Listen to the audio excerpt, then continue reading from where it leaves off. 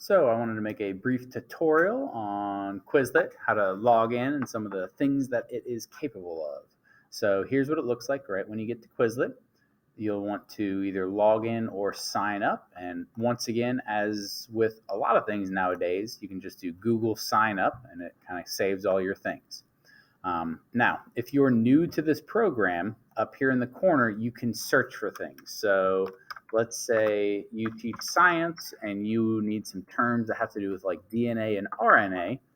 You can search for study sets, which would be vocabulary words and definitions and perhaps pictures that people have already made. So, like, here are a couple of different sets that other teachers or other people have made, and you can see kind of all the different words, what are their definitions, and if there are pictures. So there's kind of a nice way for you to search for some if you don't want to make your own. However, you can also create your own.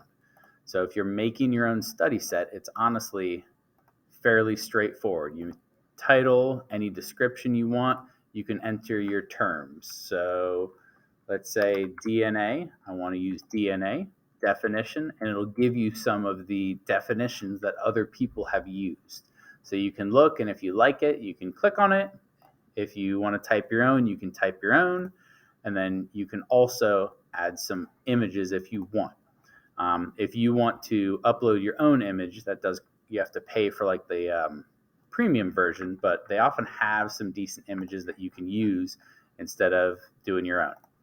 Now, once you've made a study set, there are a couple different things you can do with it. So you can share this with your students, and if you are on a free version, it'll look just like this for them. So they can treat it just like flashcards, where they flip it, go word to word to try and learn the things. They can spell it, they can do a test. There are a couple games, so they can do match or gravity, which here they're trying to match your different words. And if they get it right, it's green, but if you get it wrong, it makes it all red.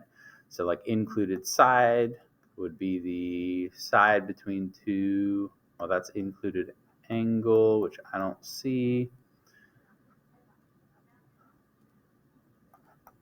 There we go. So it's green and they go away when they get it right, and they can kind of get time and try and improve.